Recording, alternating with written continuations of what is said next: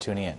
Topping your news tonight, Typhoon Dolphin continues to make its way towards Guam and the Marianas, but it's starting to track a bit north of Guam. This, of course, can all change. Meanwhile, we are now in typhoon condition of readiness, too. It's still moving toward us. We're still watching the track very carefully, trying to zero in on just where it's going to be arriving in the Marianas.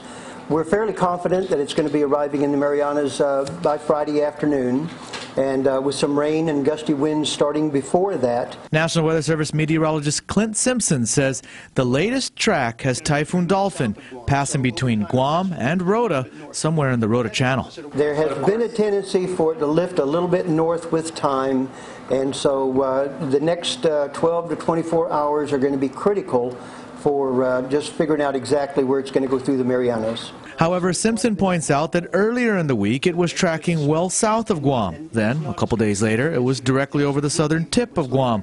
Then at one point it was even passing nearer to the center of the island. Now it's tracking north of Guam. Max sustained winds are currently at 105 miles per hour, but they are expected to be at 120 miles per hour or greater once Dolphin gets to the Marianas. Once you get winds over 60 miles an hour, you start causing damage.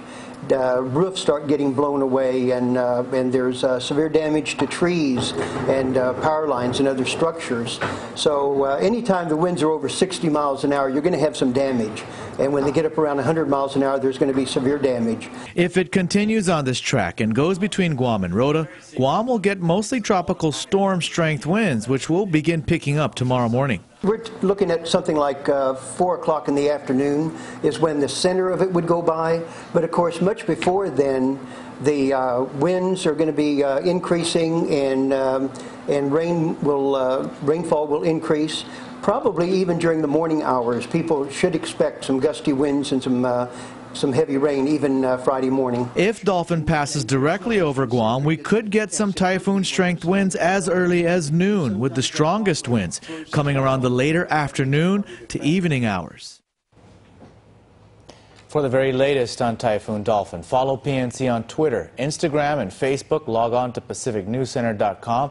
Tune into the stations of the Sorensen Media Group like K57, Power 98, and The Cat, and watch for television updates every hour from PNC on Fox 6 and ABC 7.